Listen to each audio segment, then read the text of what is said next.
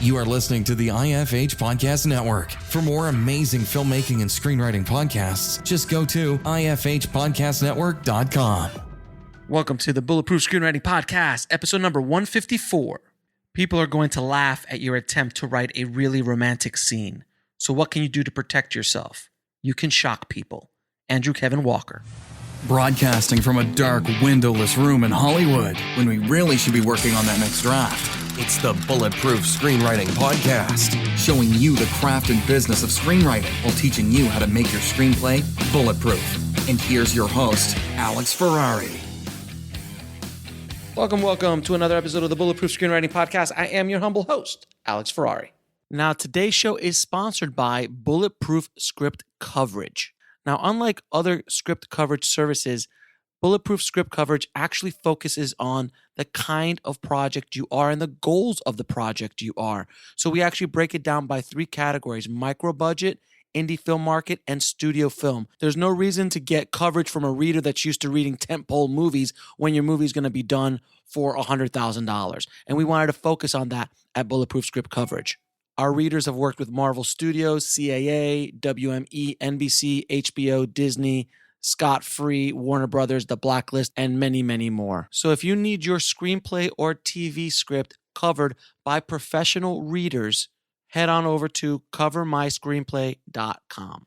And today's show is also sponsored by the Heart Chart Screenwriting Masterclass taught by legendary screenwriter James V. Hart, the writer of Bram Stoker's Dracula, Hook, and Contact, to name a few. His unique story mapping system will teach you how to get your script ready for production and the marketplace. To gain instant access, head over to bulletproofscreenwriting.tv/heart chart. That's HART chart. Now, guys, today on the show, we have a very entertaining guest, to say the least. We have writer-producer Brian Nelson. Now, Brian, you may know from his work writing the cult classic Sundance darling from 2005, Hard Candy, and he also wrote an amazing adaptation of 30 Days of Night, arguably one of the best vampire scripts ever written, in my opinion. He also worked with M. Night Shyamalan on the film Devil, and he is a co-executive producer of the series Altered Carbon, and many, many, many other projects, including his new narrative podcast, which we will go into in the conversation. So sit back, relax, and enjoy my conversation with Brian Nelson. I'd like to welcome the show, Brian Nelson. How you doing, Brian? So far, so good. We have been talking for, 20 minutes before we even got started. So I have a good feeling about this conversation. I think we're going to have a lively, trip down the rabbit hole of screenwriting and the craft and a few other surprises, I'm sure. So before we get started, how did you get, first of all, why and how did you get started in this business? Like, this is a ridiculous business. Why would anyone get started in this business? This is an insane business. Like, it's insane. How did you get started? I had the fortune not to know how insane it would be before I entered. Fair enough. Long version or short version? Which would you like? Whichever you would like to. Whichever you feel like you like to go. So we're going to be here for a minute. Dig my own grave. Exactly. All right. For various reasons that are part of the long version, I had this notion that, maybe I'll try to work a number of different jobs over my life. So I worked for a little while as a high school teacher, and I worked for a little while as a theater director. And then I thought, I'm going to move into writing. And of course, once I moved into writing, that means working a new job all the time. So I didn't have to actually continue that model because I was constantly, as a writer, you are, reinventing yourself all the time, and you are taking on new territory and responsibilities all the time. 10 years ago, I had to learn everything there was to learn about Florence and the Italian Renaissance for Da Vinci's Demons. A little later, I had to learn everything there was to. I read every word we still have written by Lee Harvey Oswald because I was Right. doing a deep dive into the Kennedy assassination for 11/22/63.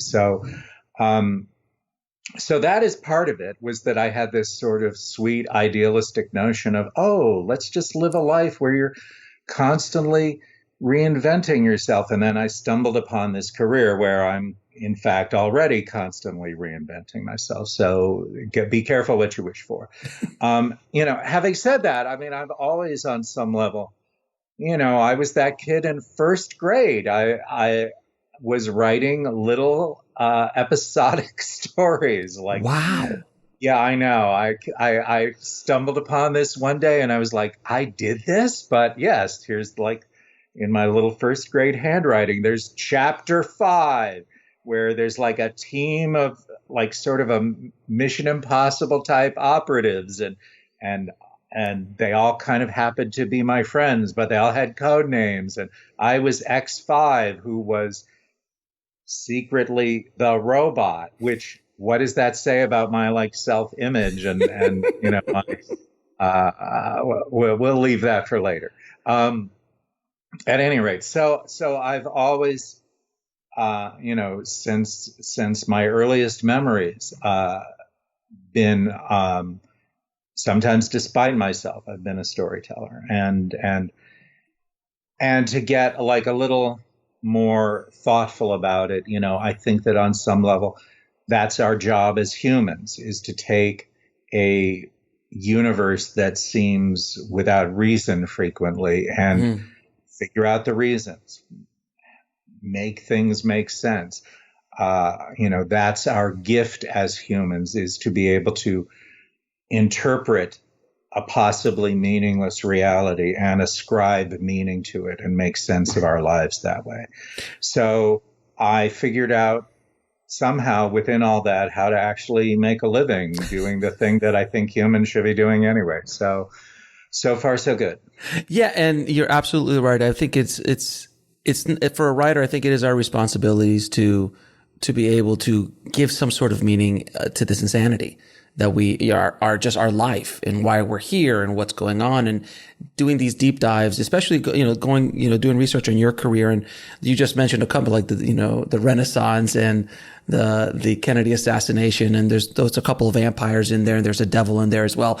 There's a few other things that you've really delved into a lot of things, but as storytellers, you're absolutely right. It is our job to kind of do that in an entertaining fashion, because that's what we were doing around the campfire, 10,000, 10, 20,000, 50,000 years ago. It's, and stories, I always tell people stories are, they saved your life, because if you didn't tell the story about the tiger who ate that guy around the corner down by the river, if that story didn't get out, the tiger would still be eating people left and right. Well put. And, I have a friend who told me once, like, I actually get into that whole campfire thing when I'm pitching a story to executives. Like, I channel all of like the 1930s radio drama energy that I can. Yes. And my friend says, yes, Brian, you have this, what he calls this, your dark campfire mojo, where you're telling this story and you're making it clear that, like, if people don't listen, something terrible might happen. So yeah, your best Orson Welles. Your best Orson Welles at this point. Not the first time that analogy has come up in my life. It's true.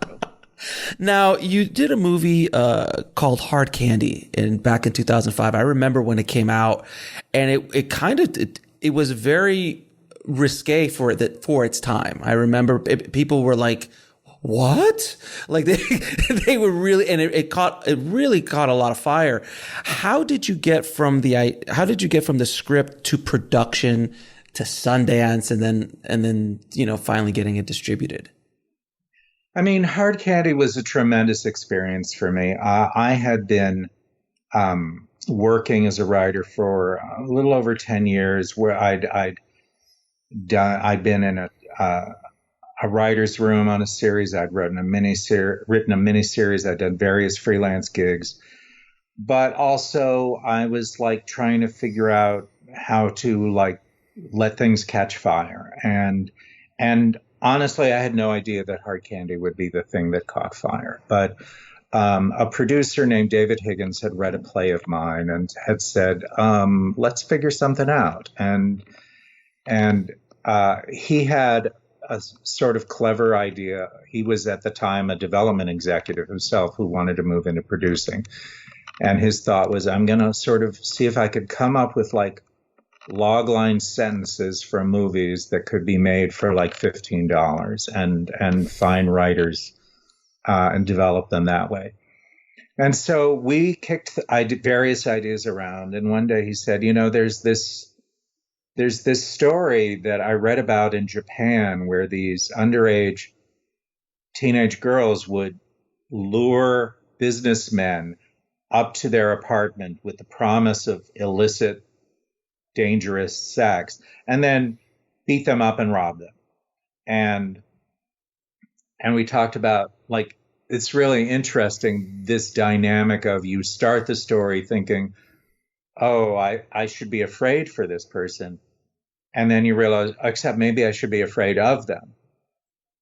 And that was felt like a juicy dynamic to consider. And so we kept talking. I shaped out really a shockingly minuscule treatment. I think it was like maybe 4.5 pages. Mm-hmm. And David managed to say, I think we got something here, but of course, I have no money, but if you thought about speccing it, I bet we could sell it. And it happened to be New Year's. And so I was like, well, resolutions, fresh start. Sure. Let's see what happens if I give 2 or 3 days a week to just seeing what happens if I move forward with this story, which at this point on the treatment was called Vendetta. It was very lame. Very 80s B movie. Yeah. Very true. Had to call it something. And fast forward on the title theme, when we eventually were in production, we were like, well, we need a new title. I pitched for a while the idea of let's call it Snip Snip.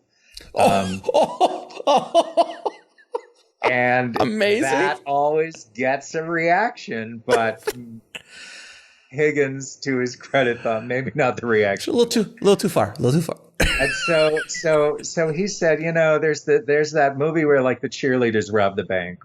It's called Sugar and Spice, and maybe there's something in that vein where we talk about like that dynamic. And so, along those terms, I pitched Hard Candy and as the title, and that's what it became.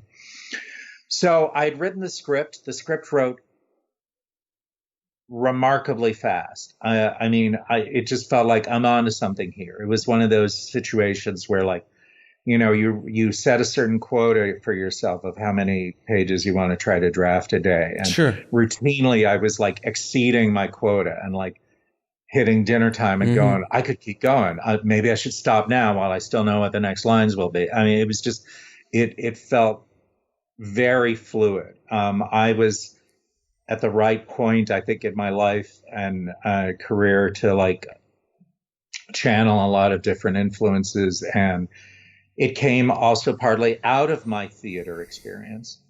I had trained as a director in theater.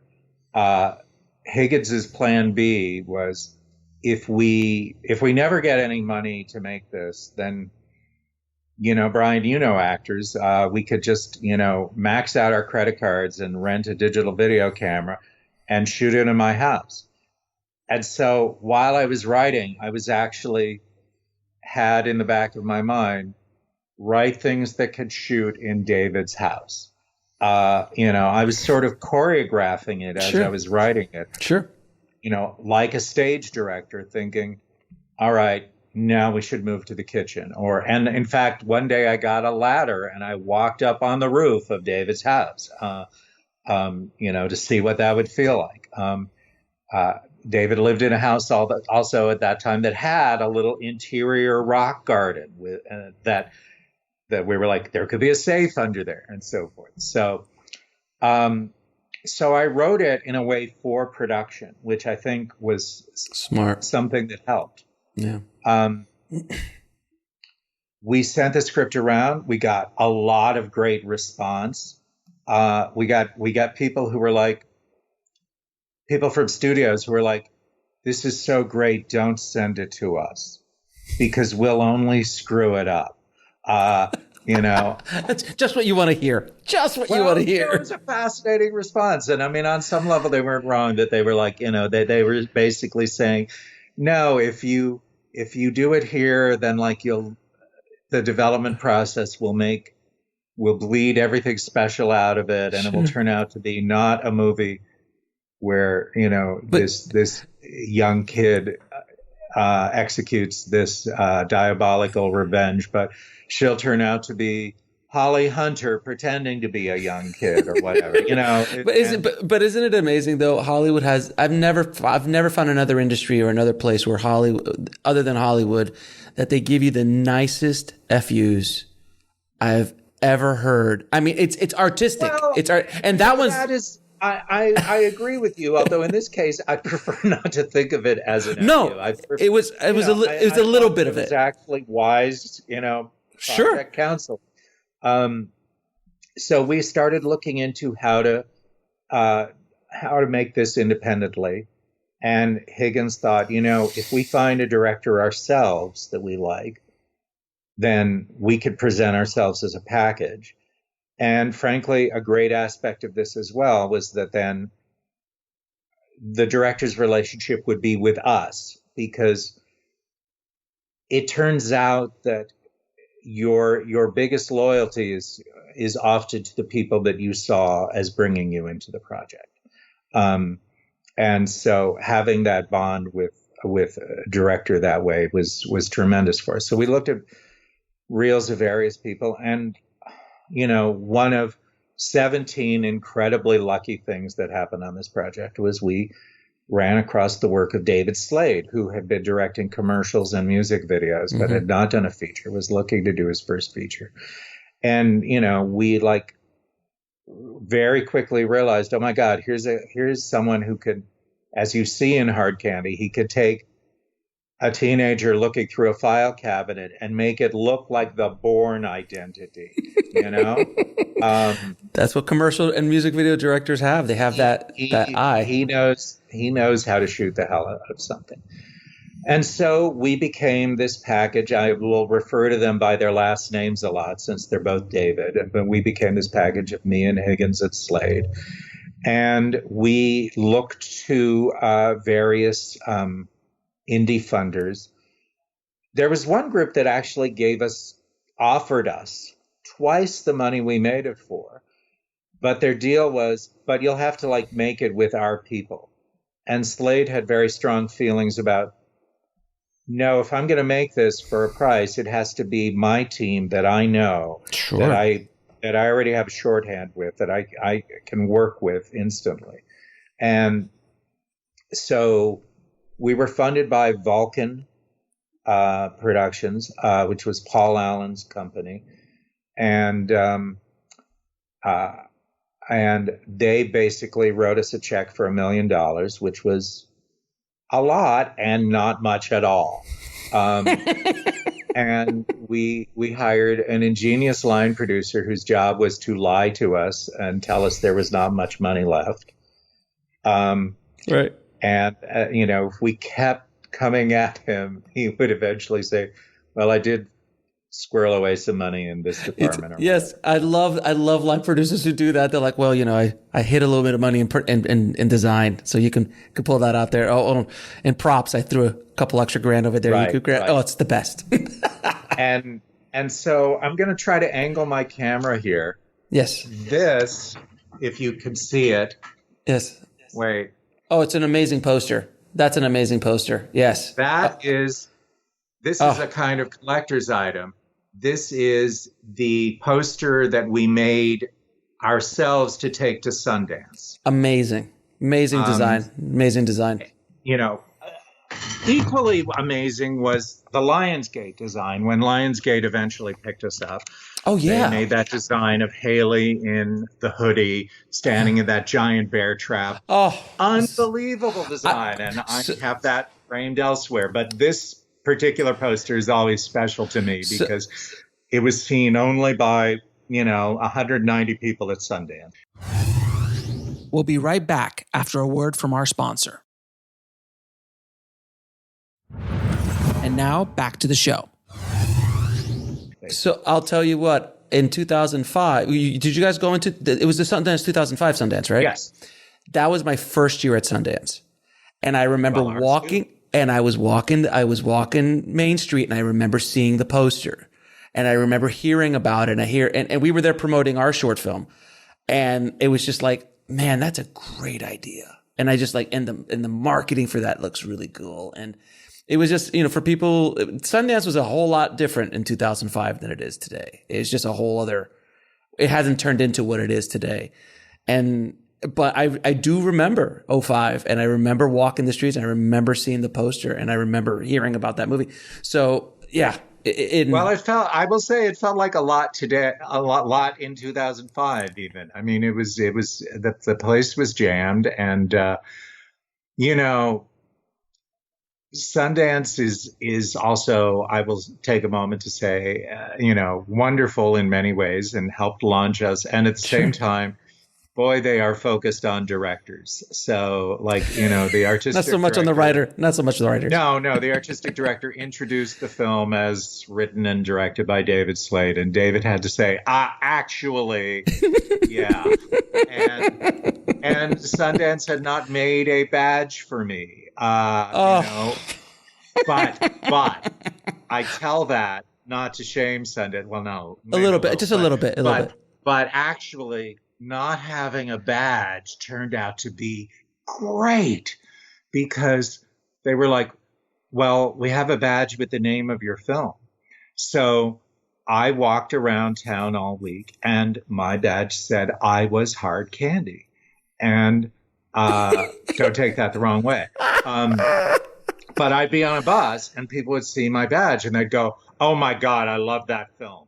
And whereas had I been wearing a badge that said Brian Nelson, I just, nobody would have talked to me. But right. I actually was wearing my own PR, and Brilliant. That turned, to be honest, if I'm at Sundance again, I probably want to do the same strategy and not have a badge, but just have a badge with the name of my film, because that was magic. Oh my God, that must have been an amazing experience. And then it goes on to do, well, it got picked up, and it does well. It gets critically acclaimed. So now how does the town treat you? Because you've been around for a few years. You're not, you didn't just show up with your first spec script. You'd been writing.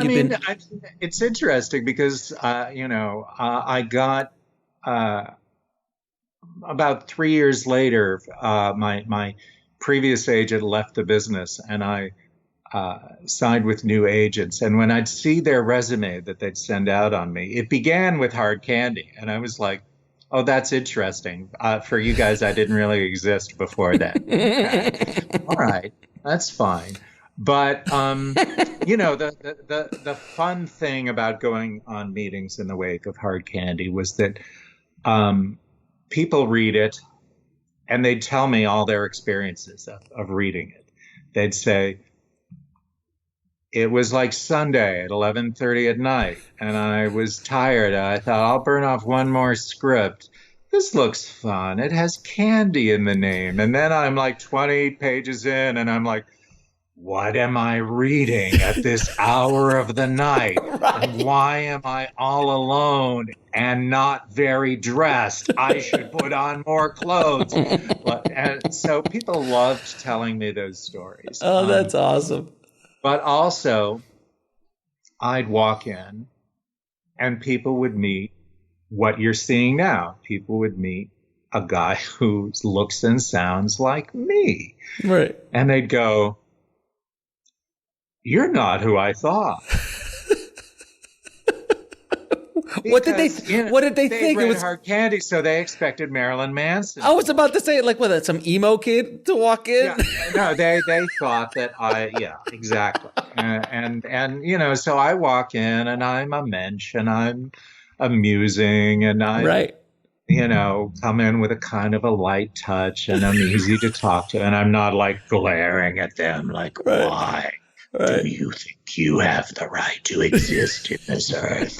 No. So that was, but maybe that was surprisingly comforting to people that, we don't have to be scared of this guy after all. Now, so after you made your rounds in town, you and David Slade worked on another project shortly thereafter, a little vampire film, a little independent vampire film that they call 30 Days of Night, which is a fantastic. I mean, I love that movie, and I love the way it was shot. I love the way it was written. How did you approach adapting? Basically, it was a graphic novel, if I'm not mistaken, right? It was a graphic novel. Yeah. It was a graphic novel created by the amazing Steve Niles. Yeah. With art by the equally stunning Ben Templesmith. Yeah, stunning stuff. And, it had been a sensation in comics. I'm one of those guys who, knows way too much about comics for someone my age. Here's this wall you see behind me with like Shakespeare and Pinter, but literally on the other side of this wall comic books are 29,000 Marvel and DC comic books. And so, we can geek, we can geek out then. Yeah, just fair warning. Anyway, so I certainly knew of the project. It had been through several writers, and the studio had reached a point where they had said, we're not sure what to do with this. Maybe we hire a director, and then the director sort of supervises a writer. And yet, this is studio thinking for you. Then they were like, but maybe we shouldn't hire the writer that the director wanted, because then the writer won't listen to us. They'll only listen to the director, which, having heard my, thesis about who hires you is who you're loyal to. I mean, that certainly makes sense. Mm-hmm. So therefore, even though Slade wanted to bring me in on this, I still actually had to enter a derby for this. I was one of 3 writers pitching it. I have never pitched to more people at once. 11 people on the pitch, including 2 on the phone, from the studio and 2 production companies and the publisher of the graphic novel. Yeah. And so it was a lot, but somehow, luckily, I won through. And it was tremendous fun to write. I can imagine. And what I look, Steve Niles had this brilliant premise for a story. So the first 20 pages, we're already home. And he had a brilliant ending. The challenge of various writers along the way was that, there was not much in the way of character arc yet or a second act. And so that's a lot of what I brought to that. But it was an interesting case because also, Josh Hartnett had been cast and won as part of his deal the right to consult on the script. And we were holding our breath about, what's this actor gonna say? But Josh brought interesting ideas to it.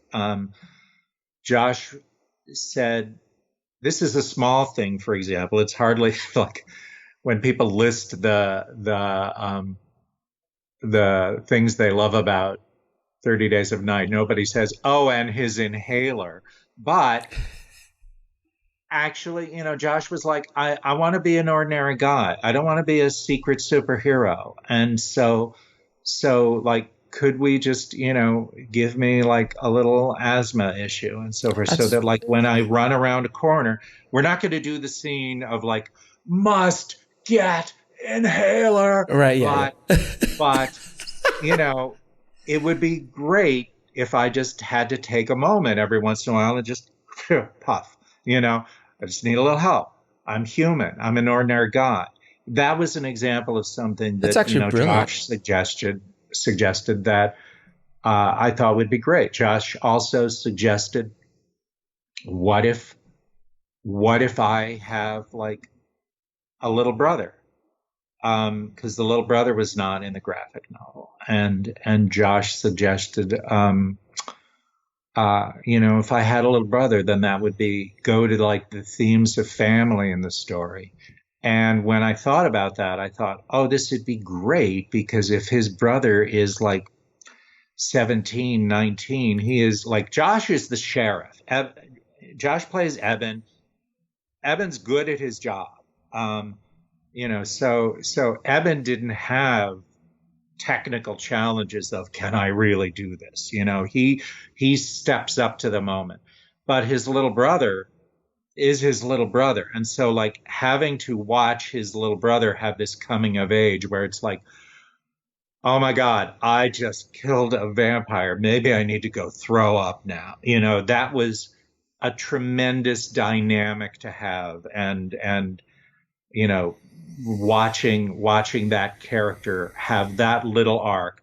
Again, not something that a lot of people, when they list things about the movie, nobody ever says to me, oh, the little brother.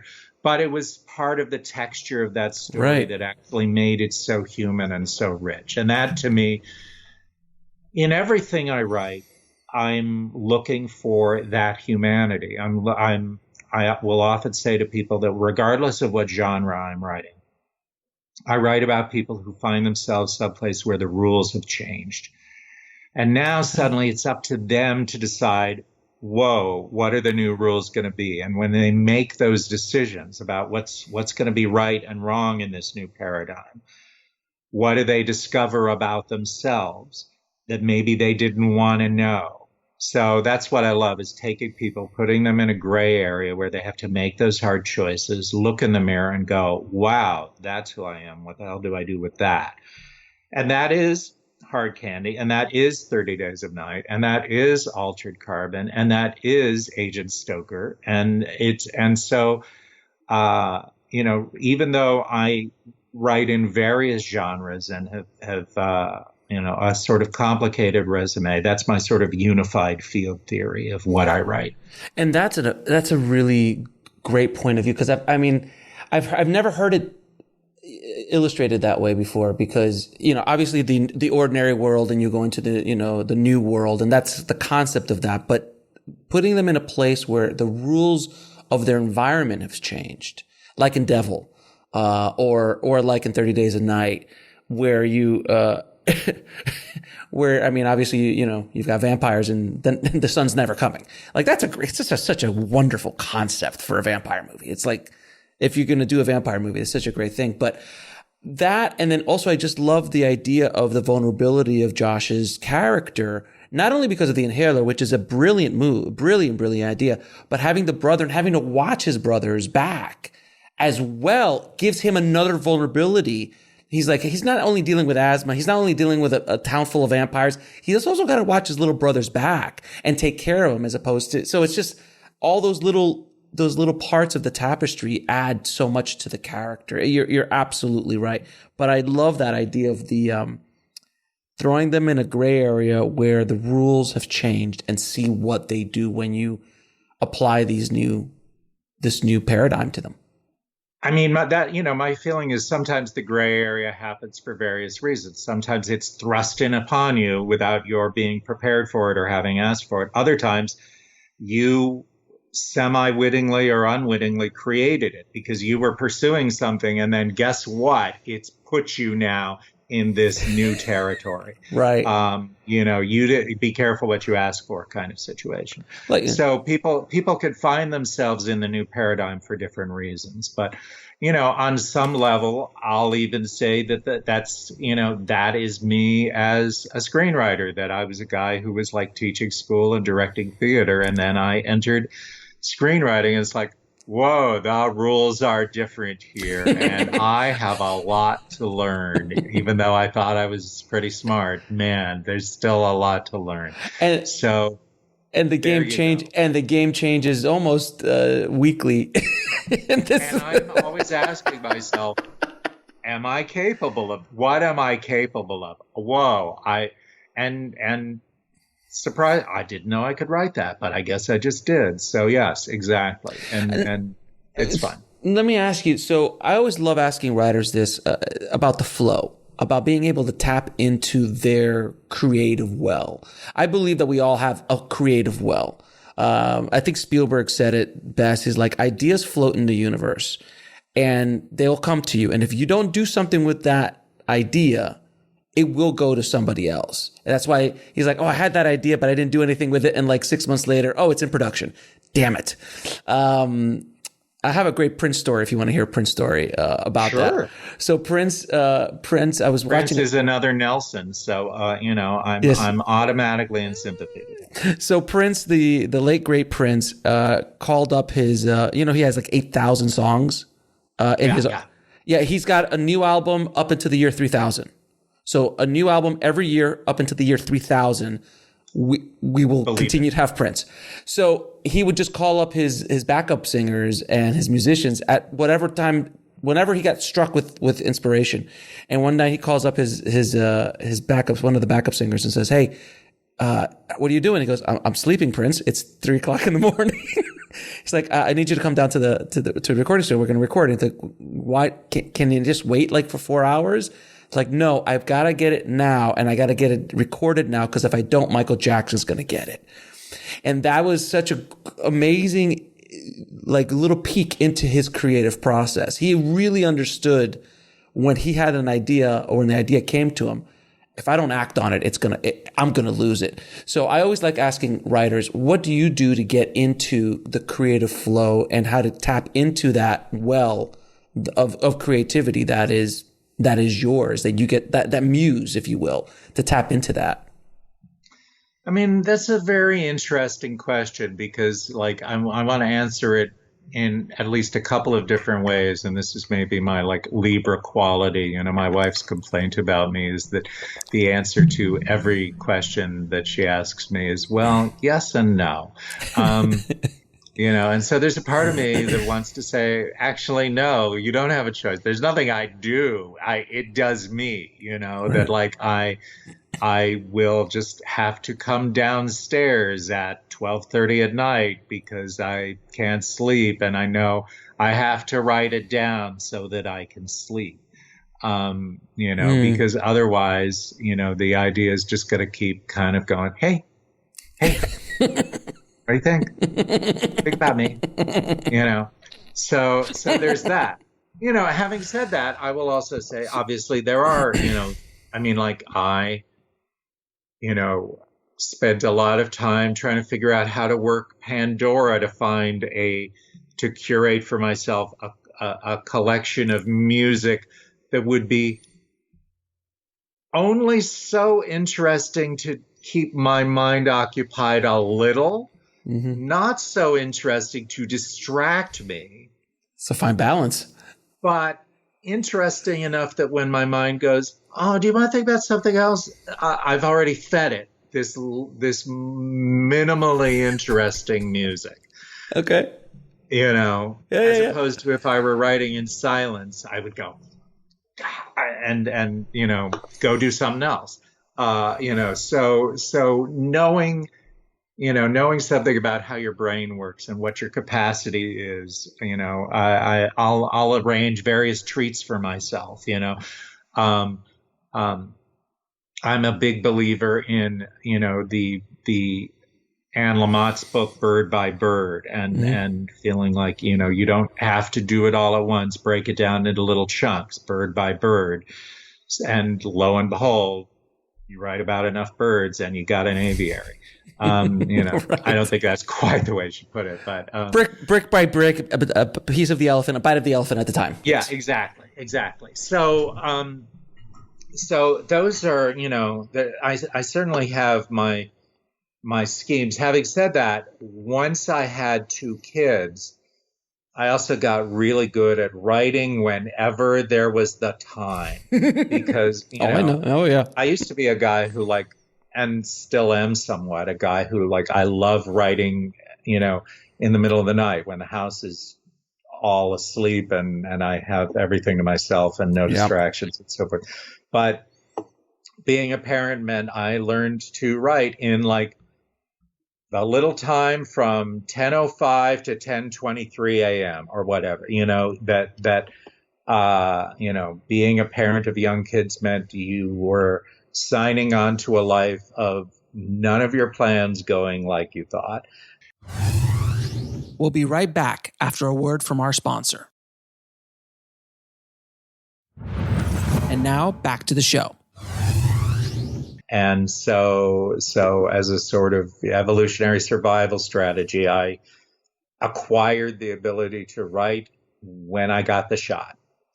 And it was very much like Stephen King, when he was writing Carrie on a typewriter on his lap in the laundry room, and he was just like, as he's doing laundry, he's just typing away on Carrie, his first novel. And you just do what you got to do. And if it's 5 minutes, it's 5 minutes. If it's 5 hours, it's 5 hours. It's whatever you can. But you just I think the key is also just writing. Just write. And then all the bad stuff is going to flow out. Absolutely. Yeah. Absolutely. And the world is full of people who want to have written. Oh, they want the glory, but they don't want to do the work. Well, or they want, maybe not even necessarily glory, but they want that feeling of I have written, and so I am able to like look back on it and so forth. But what one needs to acquire is the pleasure and the joy of writing as opposed to having written.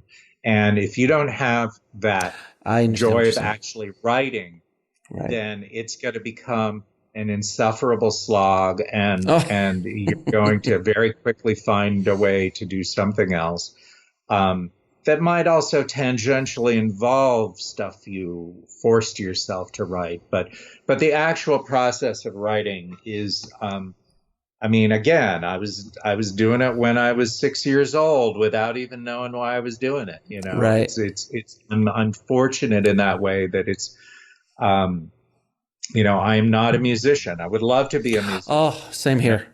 But I have a musical instrument here that my wife gave me that I took some lessons on.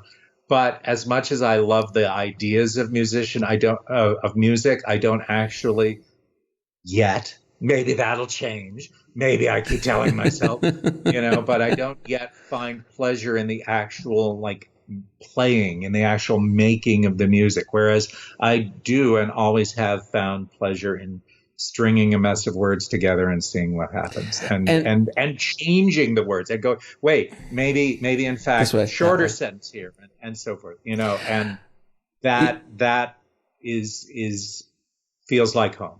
Yeah, and that's the other thing that as creators, we a lot of times want to be at the end of the road and don't enjoy the journey, and it's always about the end, the finished screenplay or the finished movie, but the painful, for many people, it's painful to get to that point. You can't sustain a career that way. You need to enjoy this process. You need to enjoy any process you're doing, because the bulk of the time you're on this planet is in the journey. It is not the 100%. It's not the one night you win the Oscar. It's the 20 years that you were working towards that process to get to the Oscar, if that's a goal of yours or whatever. But those moments are so short, and you can live in them for a minute and then you're done and you're like, okay, now what? I feel secure saying, Alex, I'm not going to win an Oscar. That's all right. You're right. Me too. That kind of work that gets considered for that. And that is perfectly fine, because I love the work that I am doing. Right. If it ended up that way, am I going to turn it down and say, no, I don't want Gravenese should have this? No, I'll take it. But give it to Eric Roth again. Don't give it to me. No, I understand. No, I understand completely. And I think you and I are both in that same category. So it's not bad. It's not bad. Look, most of us are in that category. So it's all good. Now, I have to ask you, you got to work with arguably one of the best voices in his generation, I think, as a writer, is M. Night. And coming out with Sixth Sense, and for better or worse, always having to live up to Sixth Sense for the rest of his career. But he is a brilliant writer, and I'm such an admirer of his because he reinvented himself a few times.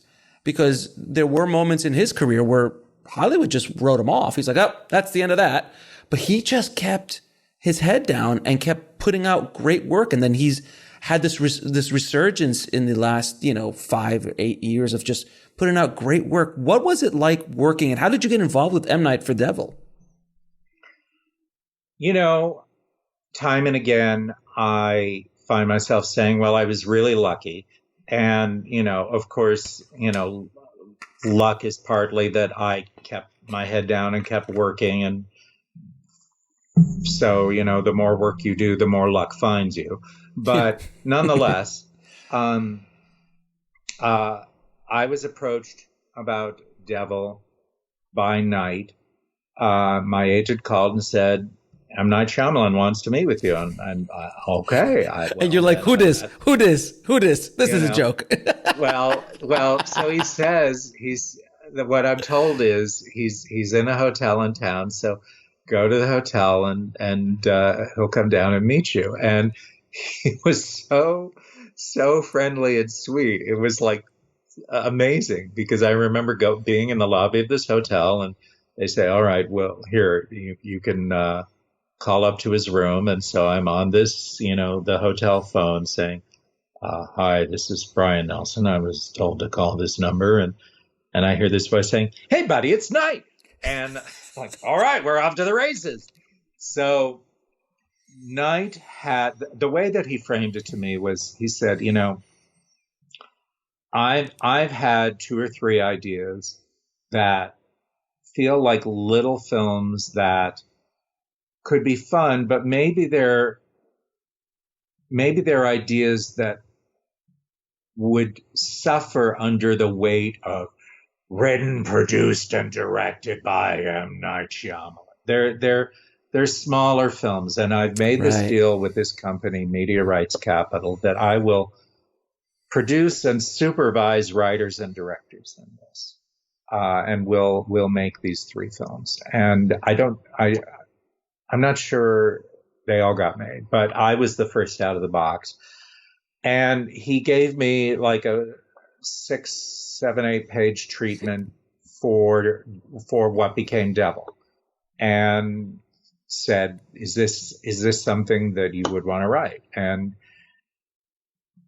I told you earlier about my sort of what I frankly call my mission statement, like, is it about a character who like finds themselves, and I use that as a rubric. So, I mean, look, of course there was a part of me that was like, well, if M. Night Shyamalan asked you, do you want to write something? Of course you say yes, but also, frankly, no. I also had to ask myself, does it fit the mission statement? Because I have found in my life that, like, if I try to write things that are not in that zone that I've identified as my zone, right, they're not going to go well.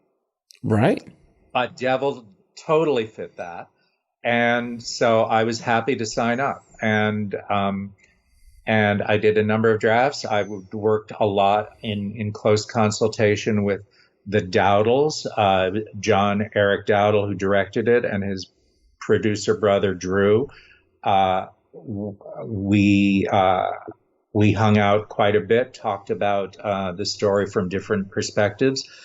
And so it was a very effective collaboration, and a film that, again, I'm very lucky that people, come up to me all the time and go, oh my God, literally a guy I know last month said to me, I was watching this film and I didn't know you wrote it. And at the end of the credits, I was like, wait, is that Brian Nelson that I know? And, frankly, it might not be, because there turn out to be a couple. 36 Brian Nelsons on IMDb, of which I am Roman numeral 2. Hey, high up there. Because I've been around so damn long. I joined IMDb. I started logging on to IMDb when it was run by a little college in like Louisiana, and there were 2.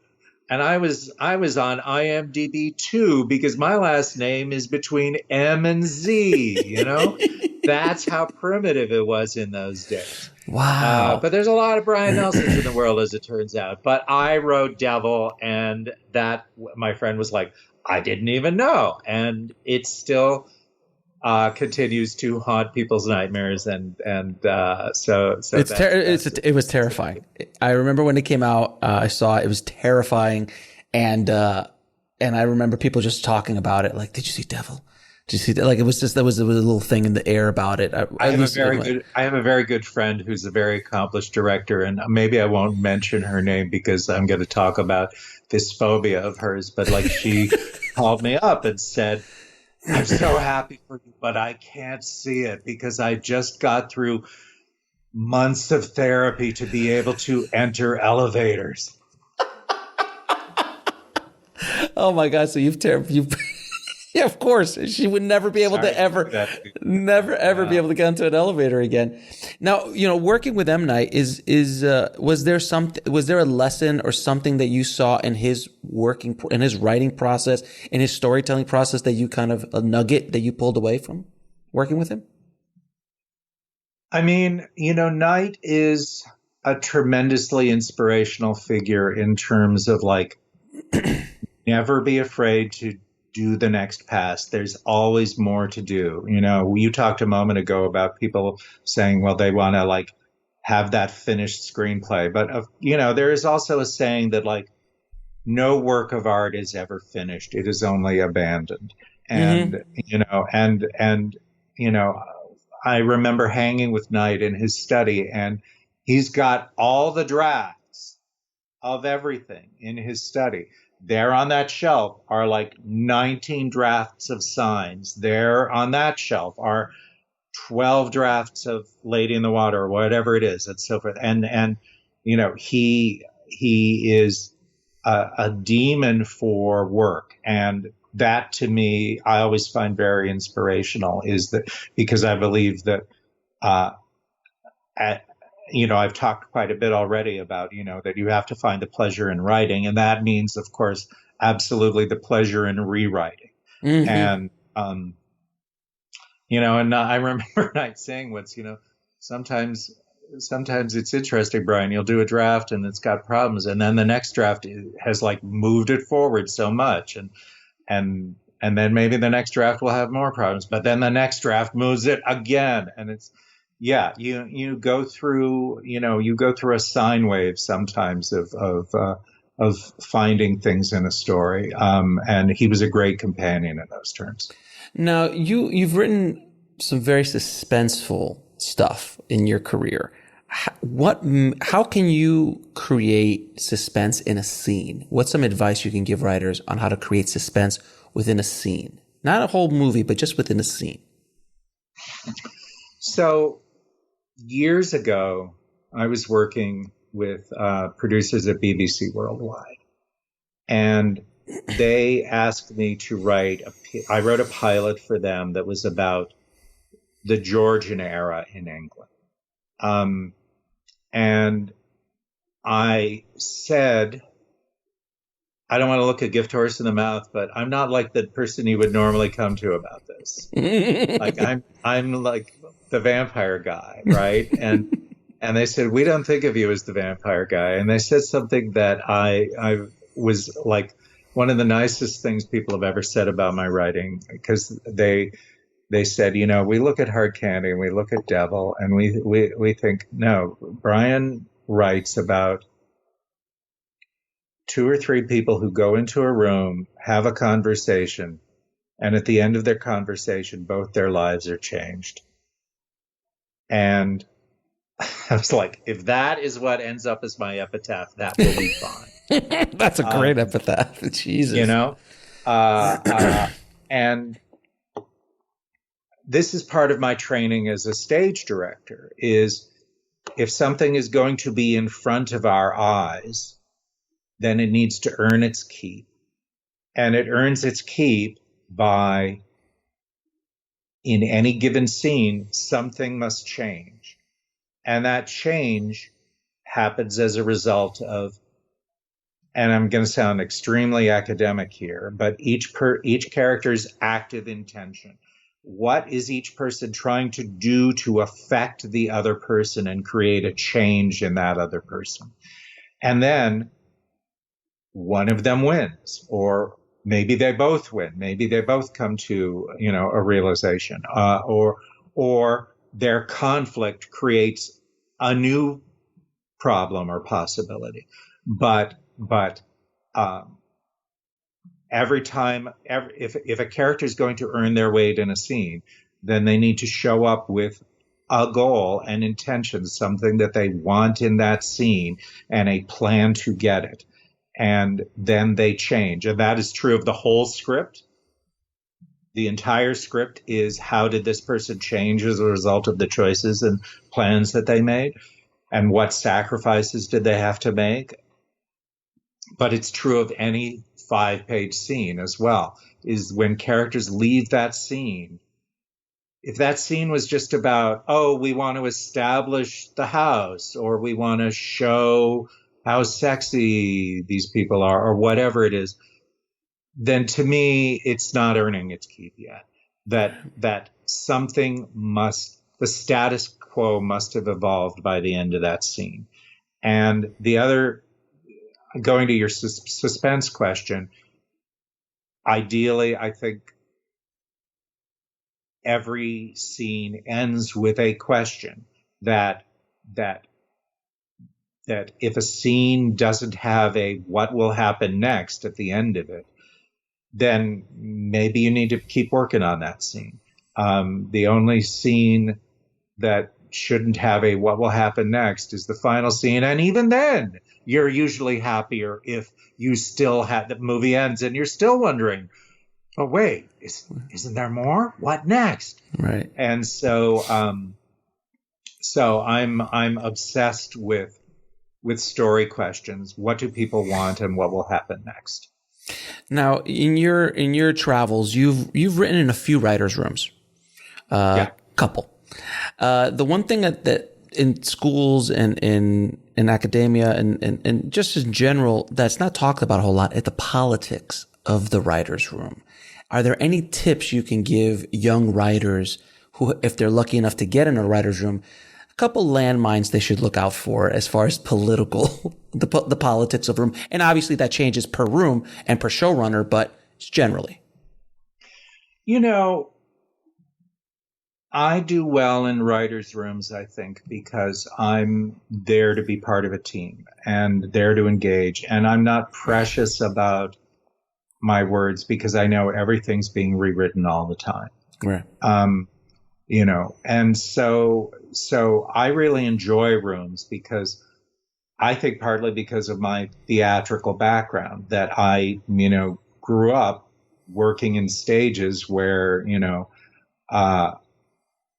even if you're a one-man show, you're still going to need a stage manager and a lighting designer and a director. And so, and so I really feel at home in collaborative art forms. If I wanted to do it all myself, I would be a novelist or a poet.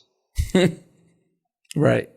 But I don't actually want to do it all myself. I want to work with partners and people whom I can challenge, people who will challenge me, people who we can all make each other better.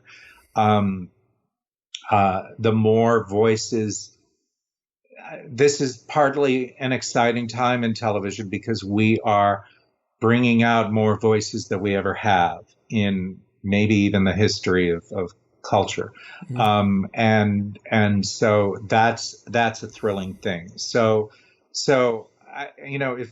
frankly, it sounds a little simple, but my just advice would be, first of all, just be open-minded and be willing to contribute, and don't be precious about, this is my idea or this is how I wanted to say it, because it's all going to change 7 more times anyway. Right. Later. But the more that you engage in a spirit of not about, what you said versus what I said, and more about what does the story want? What do these characters want? as long as you're talking about the stories and characters, then you're getting it out of the realm of ego and into the realm of craft. And that's what I think makes a successful room. Now, I'm going to ask you a few questions I ask all my guests. What was the biggest fear you had to overcome to write the first screenplay, your first screenplay? We'll be right back after a word from our sponsor. And now back to the show. Because I'm assuming you didn't just go in all guns a-blaring. I'm assuming there was some, hey, can I do this? Or, things like that. I've been around a long time, so now you're asking me to cast my mind back across the decades. The decades.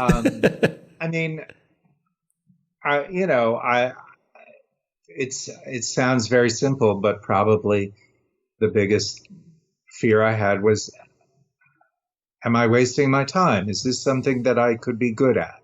Right. And I gave myself a certain clock by which I needed to see some signs of success, or I would decide, don't knock on a door that nobody's on the other side of, and luckily for me, someone knocked pretty early before that, because I didn't give myself, frankly, the longest time frame for that. Mm-hmm. What was the time frame, by the way? Was it like a couple years, 2-3 years? Oh, no, much shorter than that. Oh, no. Really? No. What was your time frame? I had written, effectively, maybe it should turn out to be a couple of years, but I didn't think of it that way. I was directing plays. I was making money on the side, writing script coverage. I was also working a day job while my wife was in grad school. So I didn't have a ton of time. I wrote 2 episodic specs, samples. Like back in those days, you wrote samples of shows that were on the air. Sure. I sent them to agents. People were like, "This is nice, thank you.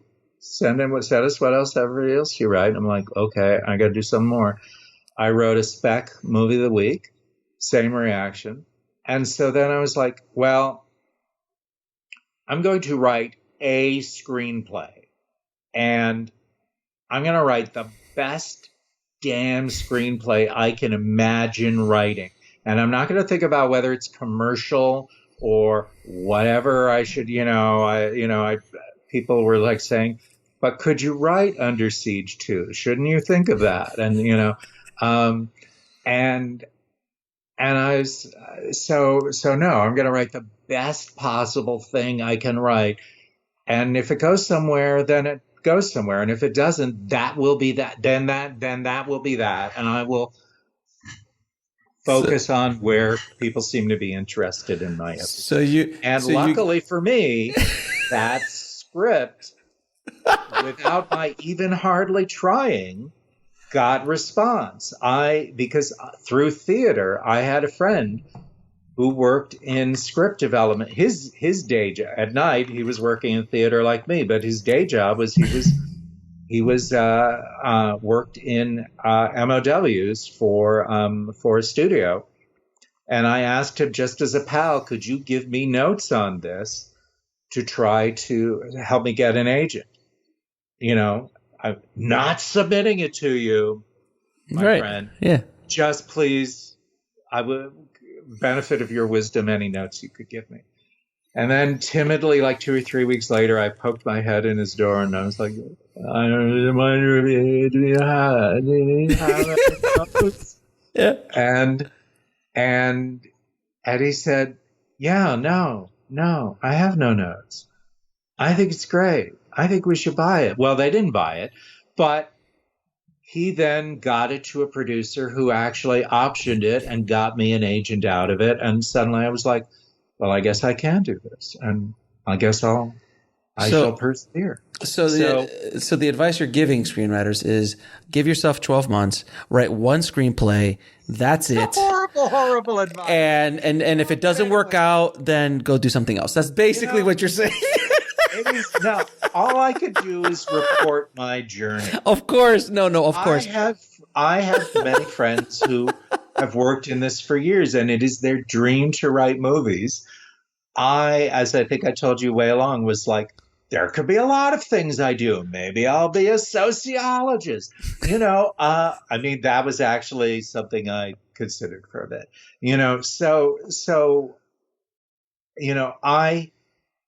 I love telling stories, but I was also prepared for this not to work out. And that's awesome. So again, lucky for me, because it did. But the thing is, you've spoken about luck a bunch in this conversation. But the thing is that you created your luck because you actually did the work. It's not like someone knocked on your door and like, hey man, do you got any ideas? Hey, I'll pay you to write a script. No, that's not the way it was. You put in the labor, and then luck happened.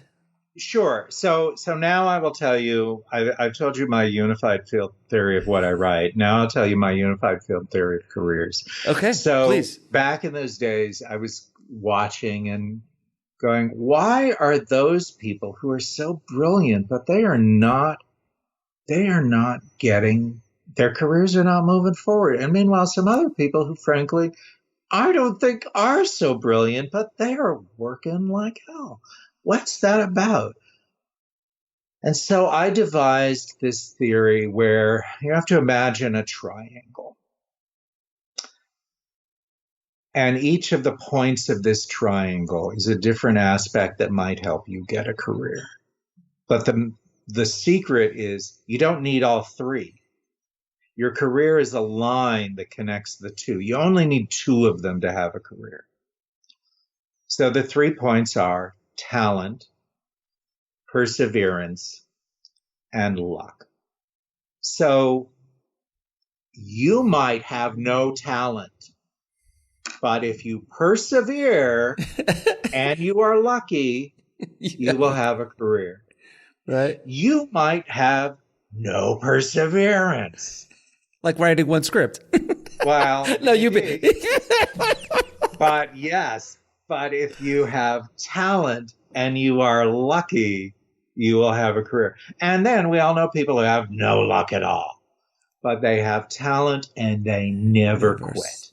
Right. And they build something out for themselves. And I constructed this theory at about the same time that I was writing that script. So maybe I've always been trying to talk myself into persevering.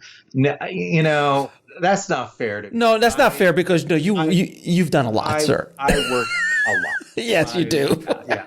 But the corollary to this triangle is my talent is what it is. I could improve on, I could study craft. I read other people's scripts all the time.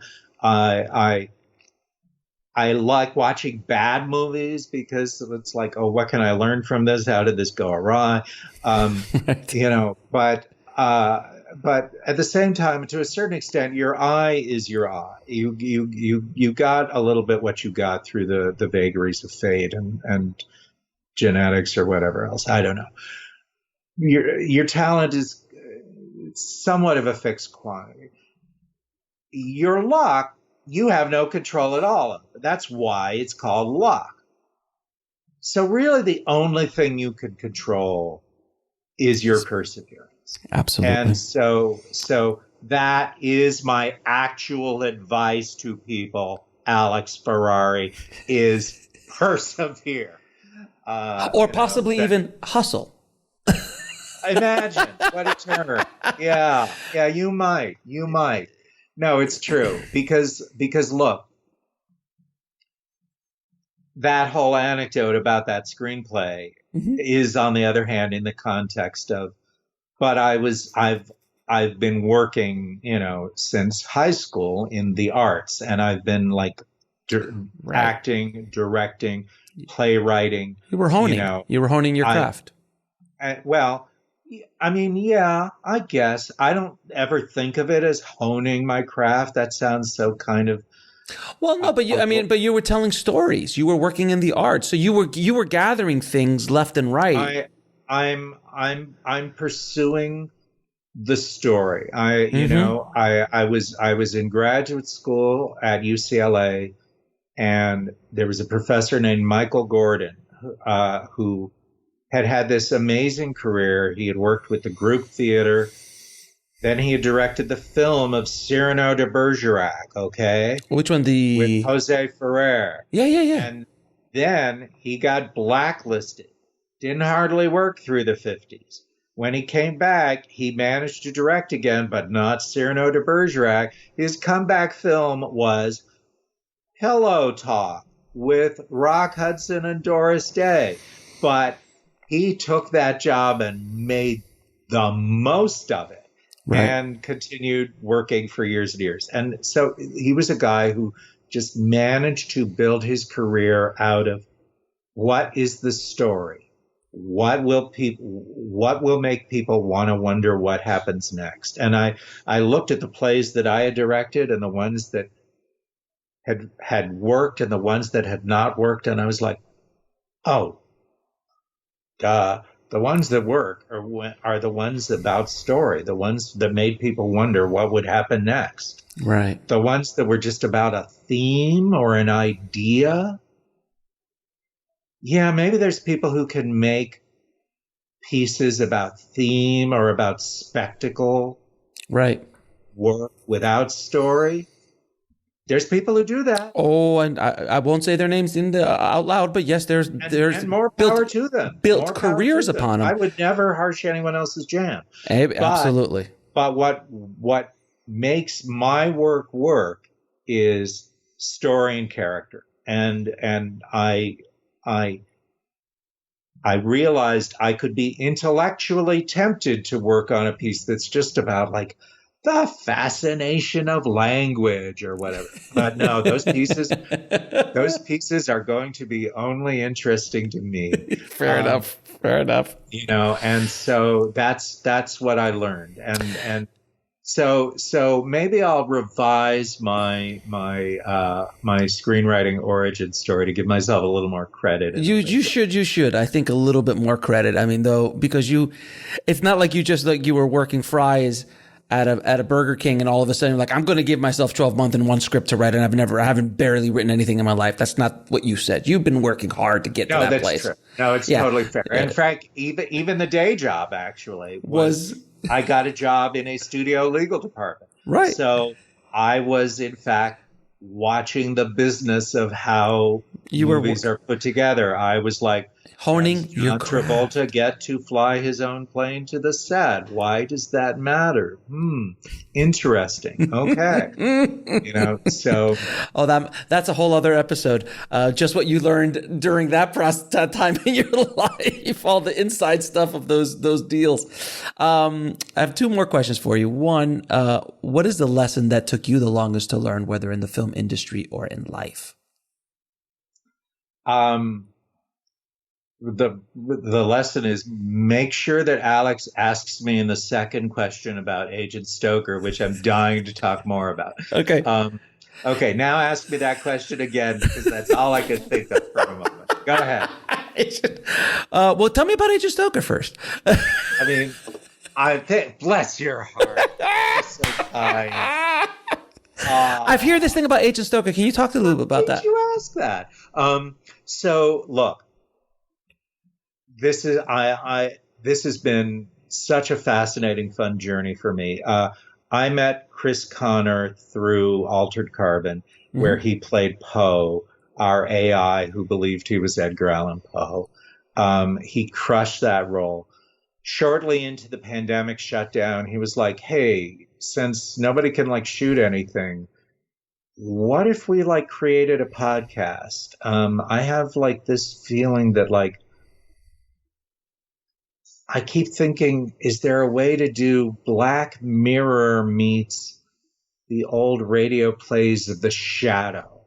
Mm-hmm. And I said to him, if someone worked in a lab and tried to figure out the phrase to fastest penetrate into my cerebral cortex, I don't think they could do better. Right. Yeah. I can write that. And so what we cooked up was this scripted supernatural podcast. Call it a paranormal thriller. It is called Agent Stoker.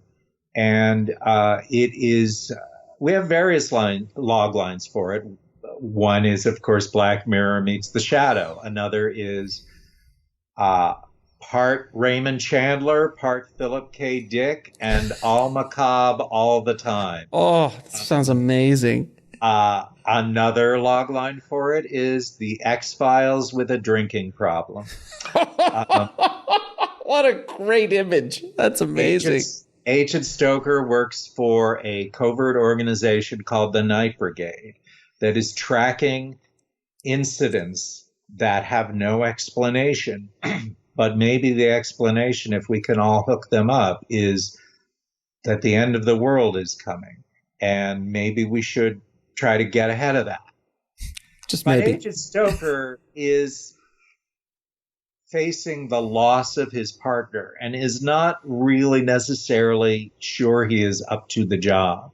He is, you might say, thrown into a gray zone where the rules are not clear, right? And where I've heard that before. I've heard of that before. And it's where it's up to him to figure out how to persevere. But perseverance in his case also requires in every episode the examination of some artisanal cocktail. Obviously. Which is one of the Easter eggs that we put into every episode. We also managed to put into every episode a little bit of baseball trivia. We also managed to put into every episode an actual real-world indie bookstore that we are doing a pro bono shout-out to. Oh, that's amazing. And yet in every episode, he also deals with schizophrenic AI and sentient mold and demon werecats and a number of terrifying phenomena that fall into another one of our log lines for the show, which is, think of it as CSI Apocalypse. So we cooked up this show. We approached wonderful actors who are not household names, but who you know through, being fans of television and so forth, who've been a bunch of people from Altered Carbon, Amy Hill from Magnum PI, our biggest name probably is our announcer and later the voice of the Night Brigade is Emily Deschanel. Wow. But also Peter Jason from Deadwood. Do you do a voice? Do you do a voice in that? I do not do a voice. You said. In fact, no, actually, because we thought, you know what, we're going to do this exactly like we would if it were not the shutdown and we were doing it for live TV. So all the actors are being paid SAG minimums, and Chris and I created Night Brigade LLC as a SAG signatory, and it's funny. One of my high school friends just wrote me and said, aren't you doing a voice in this? And actually, I love all of the voices in this coming from the universe of actors that Chris and I know and love, that we've just always been dying to do something more with.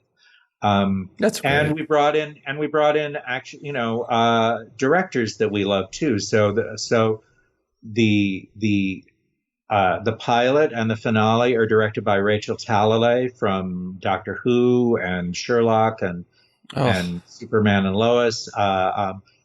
Several episodes are directed by Oz Scott, who's done everything from For Colored Girls to SWAT. MJ Bassett, whom I met on Da Vinci's Demons and Night Flyers, and also did Altered Carbon, does a block of 3 episodes. So we've been having a hell of a time. Our sound design is by our co-producer Patrick Hogan, who currently does sound for little things like Cobra Kai and so forth. Our line producer is an amazing woman named Dana Brower, who I met on Night Flyers. Our music, we have a theme music by an indie composer we know named Christy Carew. We have end title music by Portland indie band, the Parson Redheads. I mean, it sounds awesome. A lot of elements here. You should listen. Where can people listen to it? Wherever you get your podcasts. And what's the name of the show again? Once again, is Agent Stoker. Okay, so everyone listening, I'll have it that you can find on.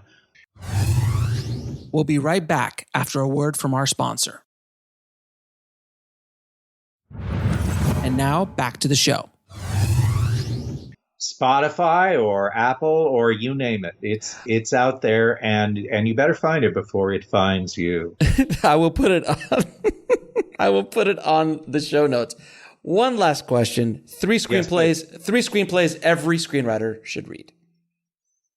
Oh, you should have warned me, because this is the sort of thing that, like, there's certain questions that when people ask them, of course, the things that you think go out of your head. Right. I literally keep a Post-it here so that when people say, "What have you been watching lately?" I have the answer so that I'll remember. Because otherwise, you go, right, I've been watching things. What are they? So look, you talked earlier about Night. Night's screenplay for Unbreakable is incredible to me. I remember reading it back when I was starting out, and I've saved it. I've still got my copy. It's I would recommend that to anyone. This might be an unexpected answer, but when I think over the years of pilots that I've read and blown me away, that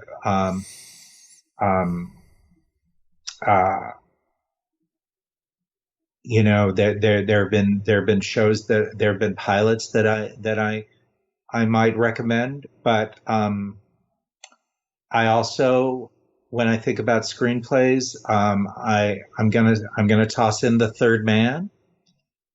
I love The Third Man. I think about that all the time. Mm-hmm. A screenplay that I might not recommend, except I love it. It's structurally a mess, but it works. The best movie I ever made, maybe, is The Big Sleep. Yeah. I was hired on Altered Carbon in part because I came into the meeting and I said, this story is like The Big Sleep. And Lita Kalogridis was like, yes, it is. I'm so happy you know that. So I think about The Big Sleep all the time. I'm not stopping at 3. Dirty Pretty Things. Dirty Pretty Things is an amazing script to me. It is exactly what I've talked about. It is a guy thrown into a place where the rules are not clear, and now he has to ask himself, what am I capable of to face this? I am a giant fan of Days of Heaven, the Terrence Malick film. Yeah, that's a masterpiece. I'm a big fan of Mean Creek. Yeah, which I think is a very under-discussed film. But again, a film where people discover what they are capable of that they never wanted to know about themselves. That's 5. I think you're good. You're good. No, you're good. We could keep going forever. I mean, we could do the podcast of just scripts you should read, and we just do 20 every episode. Fair enough. But no, that was excellent. Brian, I know we could keep talking for another few hours, but I appreciate your time. Thank you so much for coming on the show and dropping your knowledge bombs on our tribe. So I truly appreciate it, my friend. Thank you so much. It's my pleasure. Great to talk, and I will see you again when you least expect it. I want to thank Brian so much for coming on the show, dropping his knowledge bombs, and making me laugh a whole bunch during our conversation. Thank you so much, Brian. If you want to get links to anything we spoke about in this episode, including how to listen to his new podcast, head over to the show notes at bulletproofscreenwriting.tv/154. And before we go, guys, I want to let you know that I'm working on a fairly big project for everybody in the Bulletproof Screenwriting and Indie Film Hustle tribe. It's one of the biggest things I have done for both platforms, and it is something I've been asked to do for years now, and I finally decided it is time. But I'll keep it a little mysterious for right now, but keep an eye out. We will probably be launching it sometime after the new year. Thank you again so much for listening, guys. As always, keep on writing, no matter what. I'll talk to you soon. Thanks for listening to the Bulletproof Screenwriting Podcast at bulletproofscreenwriting.tv.